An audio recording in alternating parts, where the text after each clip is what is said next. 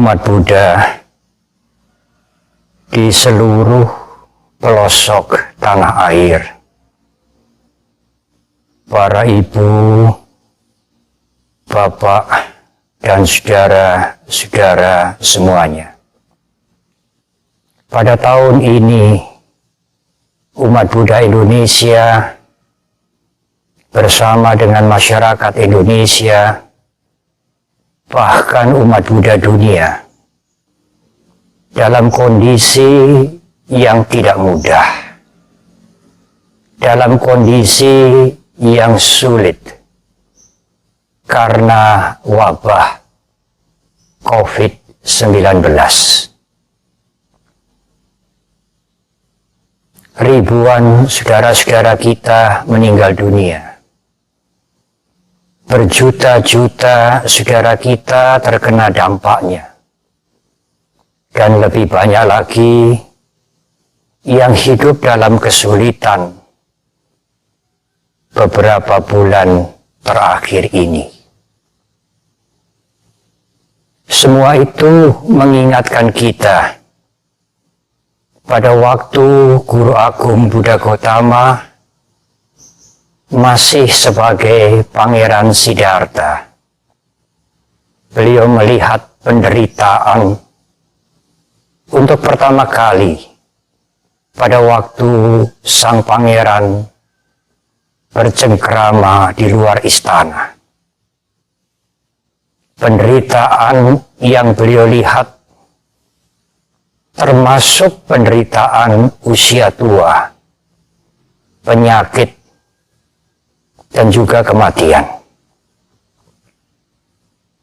Ibu, bapak, dan saudara melihat penderitaan yang belum pernah pangeran melihatnya di dalam istana, justru tergoncang hatinya. Penderitaan itu merisaukan Siddhartha. Namun demikian, Siddhartha tidak menjadi pesimis melihat kehidupan. Tidak kemudian kehilangan semangat untuk hidup. Justru penderitaan yang beliau lihat itu memberikan dorongan yang sangat kuat bagi Siddhartha untuk menolong mereka, membebaskan mereka dari penderitaan, membebaskan umat manusia dan makhluk-makhluk dari duka dengan mencari jalan, mencari sebab penderitaan itu, dan jalan untuk menyelesaikan penderitaan.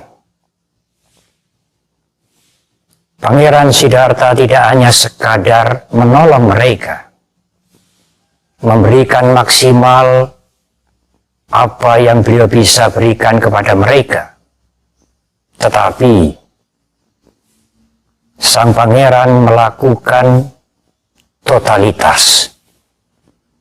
Sang pangeran meninggalkan istananya, kenyamanan, bahkan segala kemegahan sebagai putra mahkota untuk selama-lamanya, untuk menolong penderitaan umat manusia. Mereka yang tidak tahan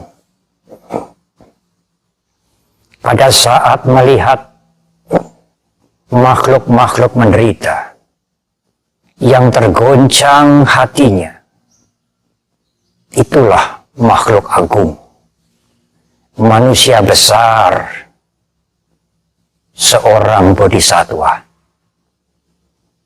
Dalam bahasa Pali disebutkan, Paraduke sati sadhunang hadaya kampanang karo titik karuna.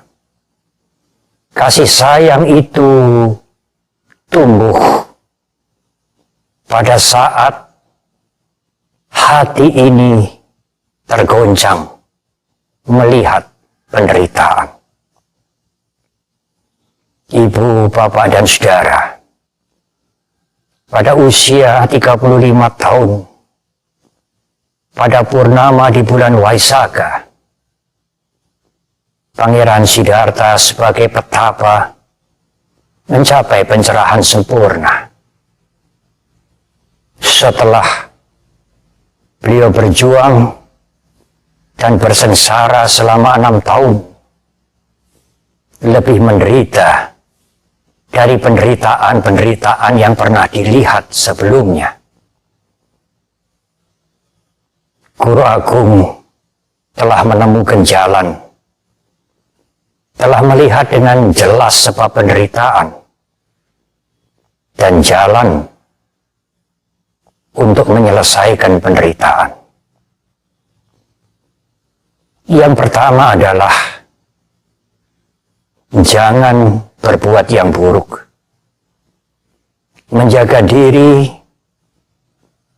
adalah tanggung jawab moral semua orang. Siapapun mereka, dari manapun mereka datang. Karena keburukan itu menghancurkan orang lain dan merusak dirinya sendiri. Berhati-hatilah berbicara, berhati-hatilah menulis. Mengendalikan diri adalah awal untuk mengatasi penderitaan. Yang kedua, banyaklah melakukan kebajikan. Peduli kepada mereka yang sedang menderita. Mungkin ibu, bapak, dan saudara tidak bisa menolong materi. Berikan hiburan kepada mereka. Berikan semangat kepada mereka. Syukur mungkin hanya segelas air bening, makanan, obat-obatan, alat kesehatan, atau mungkin tempat berteduh. Perbuatan yang baik itu menenteramkan hati, tetapi kebaikan harus dilakukan dengan ketulusan hati. Lakukan kebaikan dengan tanpa pamrih. Tidak mengharapkan pujian, apalagi mengharapkan pahala. Lakukanlah karuna kebajikan dengan kesadaran tanpa aku, dengan kesadaran anatta.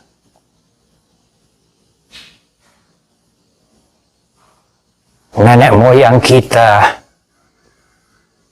mempunyai semboyan yang sesungguhnya menjadi jati diri bangsa ini, yaitu gotong royong. Gotong royong tidak memberikan pesan pamrih kepada kita. Gotong royong tidak menyiratkan mencari pahala.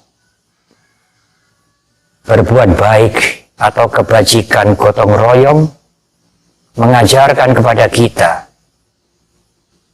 kebaikan, kasih sayang dengan ketulusan hati.